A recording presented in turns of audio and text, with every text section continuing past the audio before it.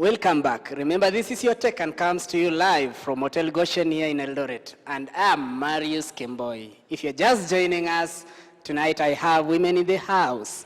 These are women going for MCS seats in their respective wards, that is within Uasin Gishu County. Of course, two of them comes from Moiben constituency, and one of them comes from Soy constituency.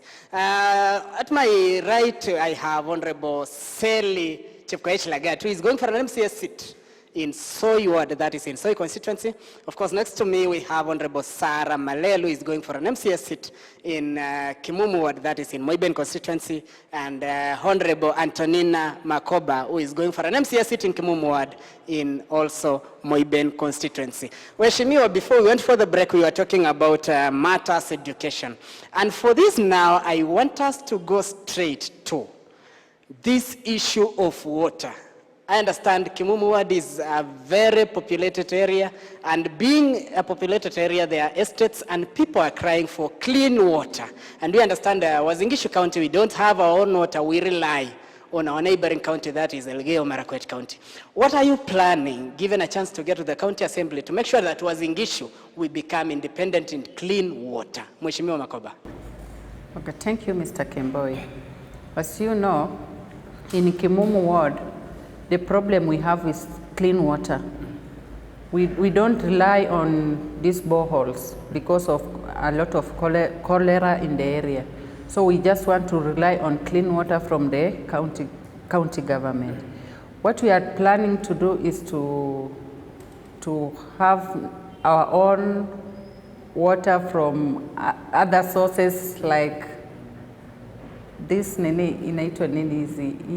I understand that there is a renovation of Kikabus Dam. Kikabus and there is another dam within Keses constituency that are being renovated. Yeah. So I will push for that, for funds to renovate that those dams immediately, so that people from Nairobi can get clean water through under my leadership. Yeah. What is your plan, Mheshimiwa Sarah, on that, the issue of water? The issue of water, as we know, water is life. And always being in an urban center where there is a high population, we must have clean water to prevent any occurrence of the diseases. But one thing we are sure of, the county government of Uasin Gishu currently is sourcing water from Elgeyo-Marakwet, which we are the real beneficiaries from Moiben constituency, coming down to Kimumu. So very soon, when the county government will do the water in El Karini Dam for these other constituencies, and the other one from Kaptagat constituency, this area of Ainapkwe, and then this the water from Jebara will serve us well, and it will be enough. We shall make sure that we connect each and every household with clean water when it comes at that time, and make sure people use clean water, piped water. Yeah, of course, in Kimumu, there are some few areas, they have pipes, but they are dry. So we'll make sure that when the gravity is high, and then those people will get water, of course. Mheshimiwa Sally, of course you mentioned that it is a cosmopolitan environment too, and water is life. What are you planning to make sure that these people get water? Yes, thanks, Mr. Kimboy. For now, Soy ward have 3 boreholes yenye ilichimbwa na county government. It's in Kaptebengwent Secondary, it's in Vumilia Primary, it's in Kipsangui Secondary, and there is a borehole in Soy Center. Not borehole, the dam. That dam will serve the lower part, and then this borehole for Vumilia, it will serve the middle part of Soy ward, and then for Kaptebengwet, it will serve upande wa chini wa west. Alafu Kipsangui, it will serve the upper part. I will push for funds to look for pipes, na itaenda kwa kila nyumba. Kila mtu atapata maji. So you already have water. The only Yes. thing is that how To that supply. water reaches Yes. the community. Yes. Of course, you are going to the House of Legislations, and that is one of the key roles of an MCA.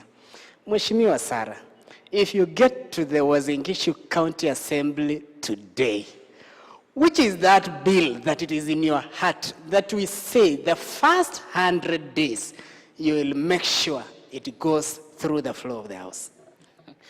Thank you very much. My first bill that I would really want to push, we are the business community, and I really want to push for a bill to review the working conditions of our business people within our ward, so that the business permits can be reduced, and we encourage more people to open businesses, hence creating employment for our young people who are unemployed outside. At this point in time, many of our people are not engaging in business simply because when the other kanjos are coming down from Eldoret, Wamefika, Ngomongo, Jerusalem, all the shops along the highway zimefungwa zote, ni kwa ajili watu hawawezi kulipia business permits hizo juu zimekuwa hiked sana, na tunataka kureduce so that we encourage more people wakati hizo business permits, na wakifungua biashara zao hawatakuwa disturb, hence creating employment for our people outside there. So I'll make sure ya kwamba if we can push for that bill to reduce hizo rates zirudi chini so that many people can access. When you talk of reduction, the population in Kimumu ward are very eager, especially the business community. They are very eager to know that Mheshimiwa Sarah atatupunguzia hela ngapi kutoka zenye wanalipa saa hizi. Yeah, small businesses currently are going at 8,500 to 9 to 10. So if this can be reduced to 4,900 the way it has been previously, I believe we will still encourage more investors to invest in our area, of course. I'm looking forward for that. If you get there, I'll be there when you will be tabling that bill, and we will be bringing it.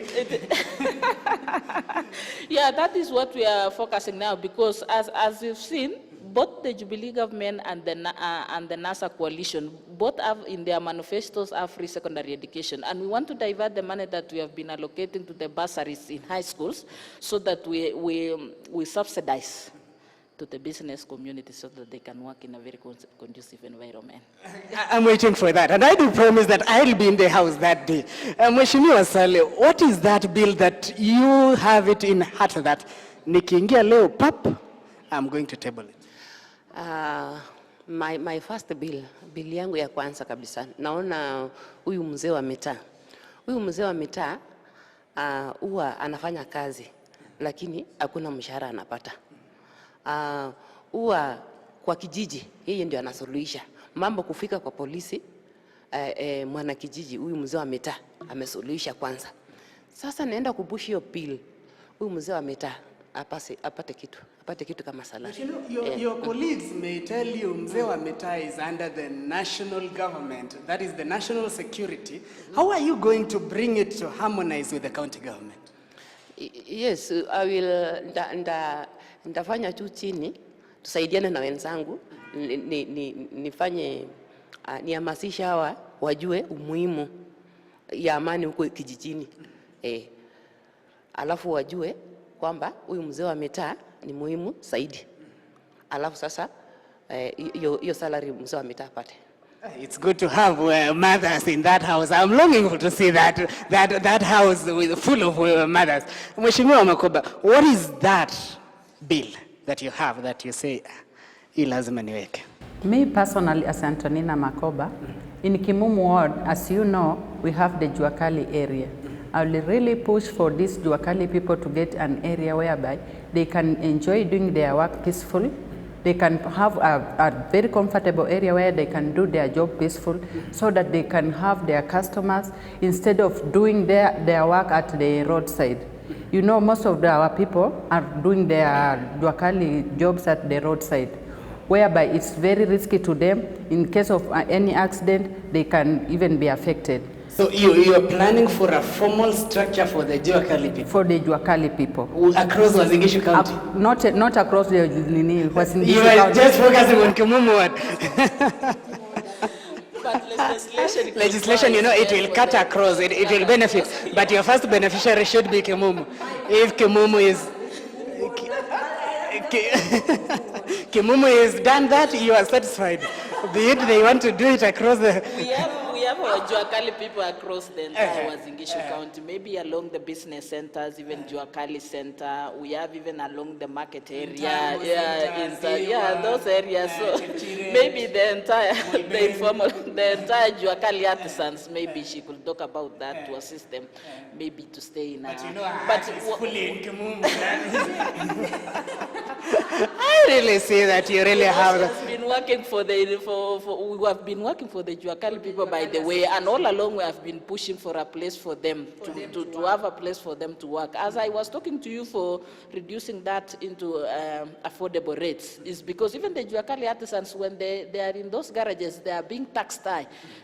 You have to pay 20,000 in order to work in that garage, a very small place. 20,000, you can just imagine. And those people, you don't know when you come in work in the morning whether you will get a car to repair, or even to weld, to weld a dirisha. A day can go and without. Then to add on that, the place is even not secure. We need at least when they are focused somewhere, they are put somewhere, at least to make them to be on a very secure place to work, in a very friendly working environment. Of course, in Uasin Gishu County, the last government, that is the Uasin Gishu County Assembly, was one of the best assemblies that did major bills and many bills. If you get a chance to be there, Mheshimiwa Makoba, will we still see that record of Uasin Gishu County? And of course, we didn't see the MCS fighting the governor. Will we see a different leadership if you get there? Yeah, it depends with the governor. If we can really come at to consider, and then we can work together and on an environment that is very friendly, is well and good. But if we can just, let's say like me, like a woman, maybe wanaweza sema, wamama sasa hawana kitu ya kutuambia. So hapo tuwezi elewana. We must also push it in an equal environment. Yeah. Will we see more external trips? You're going for benchmarking, I don't know, in India, China, Germany. You're taking like 300 million for benchmarking? No, I'm not for that, because I'm a business person. Me personally, I'm a business person. There's no need going for a honeymoon or going for what, and yet I'm a leader. In the first place, I told you, this is servant leadership. I'm not going there for a show. It's about servant leadership. I need to serve the people of. What is your take on that, Mheshimiwa Sarah? Of course, we are injecting new energy. I believe when we shall get into the county assembly, that is a new energy that is in, and we expect more bills to be passed, even more than the previous government. Simply because, you know, in the previous government there was still issues of transition, maybe making 1, 2 to be in line. But we believe after those 4 years that those people have served, the line at least has been complete. So it is now down to work and maybe roll out our slaves na kuingia katika kasi, kuhakikisha ya kwamba more bills ya kusaidia watu wetu imepitishwa katika lile bunge, na hatutakuwa tunangangana na maneno ya kugombana, because we shall be pushing to have a common interest to serve our country and to serve our people. So sometimes ukiambiwa you are going to Australia to benchmark about dairy farming. What I like about Sarah Serem recently, when alitupunguzia hii hata mishahara yetu sisi kama MCS, aliweka ceilings kwa maneno ya matrips, unnecessary expenditures kama hizo, like going to benchmark for what purpose? Sometimes benchmarking that we've had in the past are benchmarking that even Kenya is more even Uasin Gishu is better than those areas that those MCS are going to benchmark. So there is no need, of course there is no need. I will make sure that if need be, we do so, but on a minimal, not as many as to get advantage. Of course, you've touched about issues of the reduction of salaries. Yeah. What is your feeling on that? Because when you started your campaigns, the salaries were over 200. Now you are getting 144. You know, initially, Kemboy, when even I started vying for this MCA since 2013, the salary by that time, what was there was 79,000, and I had no issue about that. Currently, we are business. I'm doing business, and I've never had even a pay slip in my life. So being at 144 currently is a plus. It's a plus. But one thing I like about it was the real intention of Sarah Salem was to reduce recurrent expenditure so that money can go back to development. So I'm looking forward to see that the developments to be more than even, and maybe even in future, maybe discourage more people to be coming for these seats in the mentality ya kwamba wanakuja kupata mishahara minono, bali wakuje pale wakijua ya kwamba ni kazi ndio wamekuja kufanyia mwananchi, lakini si mshahara wamekujia. And that is the trend, and I will really support Sarah Serem kwa hiyo course, and I will definitely support, even if there will be any resistance from any other quarter in the near future, I will stand. Yeah, I will really defend. Mheshimiwa Seli, will we see still the spirit of Uasin Gishu County Assembly continuing being the best among the counties? Yes, tutawaona wakiwa, unajua saa hizi ni fresh blood. Vile mwenzangu amesema, fresh blood inaingia kwa hiyo county assembly na kasi itafanyika, na hakuna pesa mingi kuliko, yani hakuna pesa kidogo na hakuna pesa mingi. Ni jinsi unatumia. This is leadership, and this is kutumikia watu. Si atukwenda ku-earn pesa. Mambo na benchmarking vile wenzangu wamesema, benchmark unaenda ku benchmark ng'ombe yenye iko nchi nyingine, badala uende hapo chini tu, hapo soi. Iko ng'ombe hapo soi mzuri, farmer amelisha, unaenda ku benchmark hapo alafu unapeleka kwa constituency yako. Hiyo ilikuwa waste. That was a waste. Do you have a touch on the salary issue? Yes, because to me, this is servant leadership. So when I heard about what Sarah Serem said, I was very much impressed about her, because let people go to politics because they want to serve the people, not that mentality of going to politics because they want the salary that are going to be paid. Yeah, of course, we are in I support that. We are in Uasin Gishu County. We've heard recently, to the extent IBC is banning campaigns beyond 5 p.m. and that is due to the tight race in the gubernatorial seat. What is your take on that, especially concerning the peace of Uasin Gishu County? Let me start with you. To me, it's very, very much, I'm very much grateful, because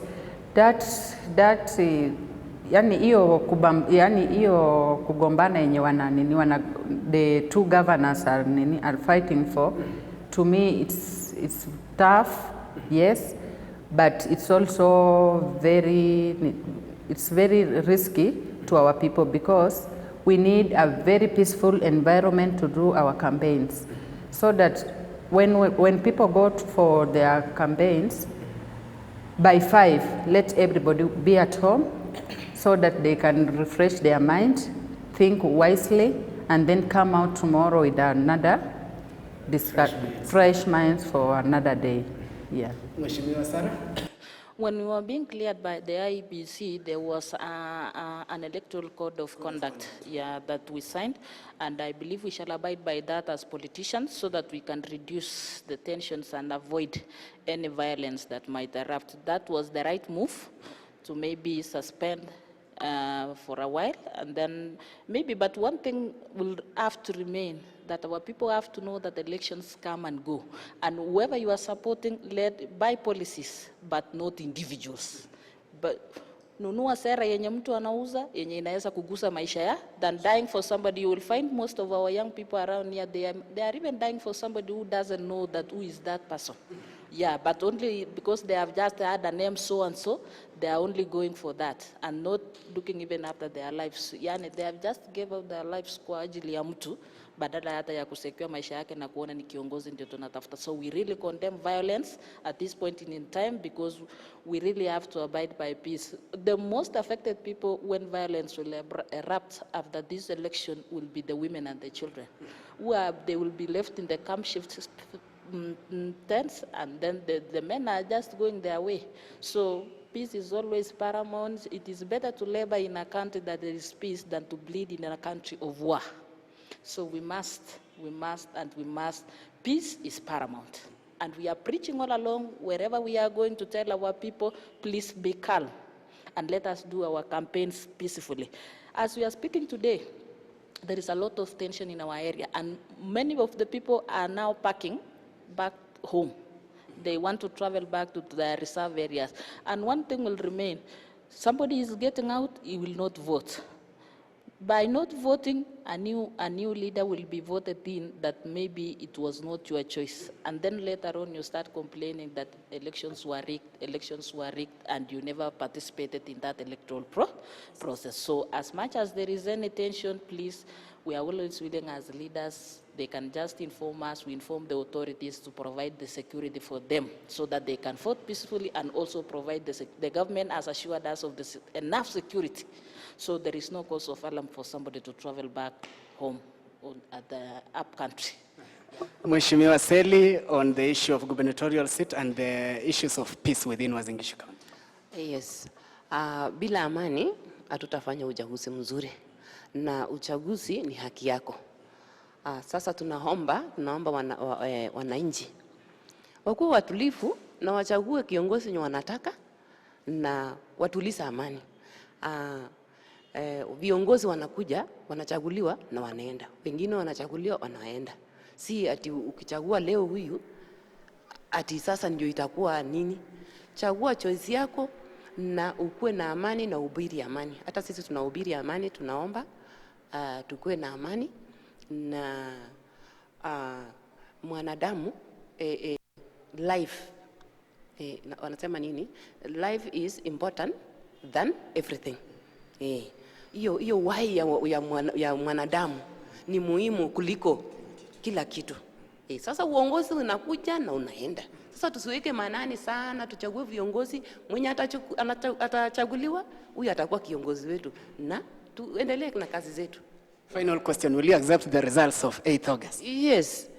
Mheshimiwa Sarah, will you accept the results? Of course, I will accept. Makoba? If it will be fair results, You will accept. I will accept. Thank you so much. It has been your take, and it has been coming live from Hotel Goshen here in Eldoret. Tonight I've been having these women. They're going for MCS seat in their respective wards. That is, from my extreme left, I have Honorable Antonina Makoba going for MCS seat in Kimumu ward, that is in Moiben constituency.